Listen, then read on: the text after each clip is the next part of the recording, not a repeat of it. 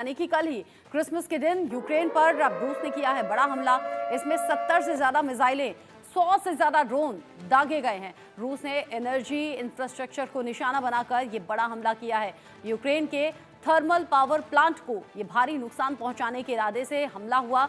Zelensky का Putin पर बड़ा आरोप, रूस ने जानबूझकर क्रिसमस के दिन हमला किया है। वो यूक्रेन जो कि लगातार तबाही झेल रहा है, जहां पर बड़ी संख्या में लोगों की जान जा रही है, जगह जगह तबाही के निशान देखे जा रहे हैं। ऐसे में अगर क्रिसमस के दिन को ही चुना जाए तो फिर सवाल उठता है, और जेलेंस्की ने भी यही सवाल उठाए और कहा है कि जानबूझकर रूस की तरफ से जो एक्शन हुआ है ये क्रिसमस के दिन हुआ है। इस खबर को अब रूस यूक्रेन युद्ध के एक बड़े पड़ाव के तौर पर देखा जा रहा है, क्योंकि कभी लगता है कि शायद बातचीत होगी, कभी लगता है कि शायद मामला शांति की ओर जाएगा, क्योंकि पुतिन ने इस तरह के इंडिकेशंस दिए थे। ट्रंप से बातचीत की बात में जब संकेत मिल रहे थे तो ये था कि शायद यूक्रेन और रूस के बीच में कोई समझौता हो जाए। लेकिन क्रिसमस के दिन 70 से ज्यादा मिसाइलें, 100 से ज्यादा ड्रोन दाग दिए गए और ये बड़ा हमला हुआ है। मेजर शाह, पिछले दिनों ऐसा लग रहा था कि शायद पुतिन अब थोड़ा सा संभल कर चलेंगे और इस युद्ध की स्थिति में कोई समझौता होगा, लेकिन यहाँ तो क्रिसमस के दिन हो गया बड़ा हमला, बड़ी तबाही। देखिए, कुछ दिन पहले रूस के अंदर तकरीबन 8 ड्रोन इस्तेमाल हुए थे, ऐसे घातक ड्रोन जिनकी रेंज तकरीबन 2000 किलोमीटर थी, और रूस के अंदर ये हमले हुए थे। और यूक्रेन के पास ऐसे ड्रोन्स नहीं है। यूक्रेन के पास जो ड्रोन्स हैं उनकी मैक्सिमम रेंज 700 किलोमीटर होगी।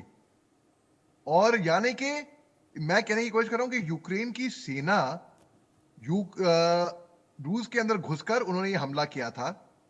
कम से कम तो वो 1300 किलोमीटर अंदर घुसे होंगे तकरीबन।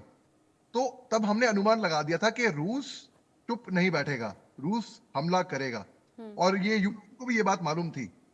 अब प्रेसिडेंट जेलेंस्की ने जो बोला है कि जानबूझ के क्रिसमस के दिन इन्हें हमला किया है और जानबूझ के इतनी कैजुअल्टी हुई है, बताया जा रहा है कि 3000 कैजुअल्टी हुई हैं। 3000, मैं एक सरल भाषा में बताता हूं ताकि हर कोई समझ ले, हमारे दर्शक जो हिंदुस्तान में है। 1962 में हिंदुस्तान की जंग हुई थी चीन के साथ, बैटल ऑफ रजांगला जो जब वहां पे हुई थी। मेजर शतान सिंह भाटी परमवीर चक्र जो शहीद हो गए थे वहां पे, तो 120 बहादुर जाबाज फौजी थे कुमाऊं रेजिमेंट के, और हजारों की तादाद में चीनी फौजी आए थे वहां पे। अच्छे इक्विपमेंट थे, इनके पास जानों के कपड़े थे, सब कुछ, गोली बारी, असला बारूद, हथियार, सब कुछ था इनके पास। हम बहादुरी से लड़े। जो बैटलफील्ड था, चीनी फौजी हजारों की तादाद में वहां पे उनको 120 बहादुर जाबाज फौजियों ने वहां पे मार दिया था। तो यहां पर अगर जब प्रेसिडेंट जेलेंस्की जब दावा कर रहे हैं कि 3000 फौजियों का कत्लेआम हुआ है, वो वहां पे उनका वो खत्म हुए हैं वहां पे, तो कुछ ज्यादा है, फार फेच्ड मुझे लग रहा है, ओवर द टॉप है। 3000 फौजी मार देना, कोई 3000 कैजुअलिटी, भैया ये कुछ ज्यादा है, एक्स्ट्रा लग रहा है मेरे को ये। एट द सेम टाइम रूस ने हमला तो किया होगा, हो सकता है। देखिए, जब भी कोई जंग होती है सबसे पहली कैजुअलिटी होती है किसकी? सच्चाई की, यानी कि इंफॉर्मेशन वॉरफेयर। खबरें दोनों तरफ से अलग अलग तरह से आती हैं, कोई रिलायबिलिटी फैक्टर नहीं है कोई जंग के मैदान में कि वेरीफाई करने के लिए कि भाई कितनी खबर सच्ची है कितनी झूठी है। चीन के एक फिलोसफर थे सन त्जू, उन्होंने किताब लिखी थी द आर्ट ऑफ वॉर। उन्होंने कहा था the acme of a military general is to win war without fighting, यानी कि बिना लड़े ही आप जंग को जीत जाएं। यानी कि आप इस्तेमाल करेंगे इंफॉर्मेशन वॉरफेयर का, बायोलॉजिकल वॉरफेयर का, साइकोलॉजिकल वॉरफेयर का, साइबर वॉरफेयर का, आप वॉरफेयर गोली फायर करें, आप जंग को जीत जाएं। अब इस ये भी हो सकता है कि ये कुछ एक तरीके का इंफॉर्मेशन वॉरफेयर भी हो सकता है। तो बारे में कुछ रिलायबिलिटी नहीं है कि कितनी ये खबर सच्ची है और कितनी झूठी हो सकती है। लेकिन अमेरिका की तरफ से जरूर रिएक्शन आया, और ये अमेरिका ने कहा है, रूस के हमले की निंदा करते हुए कहा है कि यूक्रेन का साथ हम दे रहे थे और आगे भी देंगे, क्योंकि क्रिसमस के दिन रूस ने यूक्रेन पर किया बड़ा हमला। और अब अपडेट भी है, अमेरिका ने रूस के मिसाइल हमले की निंदा की है और ये कहा है कि यूक्रेन की मदद करना हम आगे भी जारी रखेंगे। अमेरिका की तरफ से साफ कर दिया गया, जो बाइडेन ने साफ कहा है, रक्षा विभाग यूक्रेन को हथियारों की आपूर्ति और ज्यादा बढ़ाएगा। यूक्रेन के लोगों को शांति में जीने का अधिकार है, बात तो एकदम सही है, लेकिन यूक्रेन को जो मदद मिल रही है लगातार, उससे युद्ध और ज्यादा भड़क रहा है।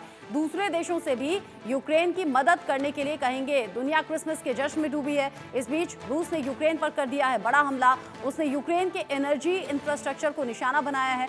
बताया जा रहा है कि रूसी मिसाइल अटैक में यूक्रेन के एनर्जी इंफ्रास्ट्रक्चर को बड़ा नुकसान हुआ है। इस हमले में यूक्रेन के एक थर्मल पावर प्लांट को भी भारी नुकसान हुआ। मिसाइल अटैक के बीच लोगों ने मेट्रो स्टेशन में शरण ली। बीबीसी के मुताबिक रूस ने हमले की बात को स्वीकारते हुए कहा कि क्रिसमस के दिन यूक्रेन पर उसका हमला सफल रहा। उधर हमले को लेकर यूक्रेन के राष्ट्रपति जेलेंस्की ने कहा है कि रूस ने 70 से ज्यादा मिसाइलें दागी। रूस ने जानबूझकर क्रिसमस के दिन ही यूक्रेन पर हमला किया है। रूसी हमले की टाइमिंग पर सवाल उठाते हुए राष्ट्रपति जेलेंस्की ने कहा कि हर बड़े हमले के लिए तैयारी की जरूरत होती है।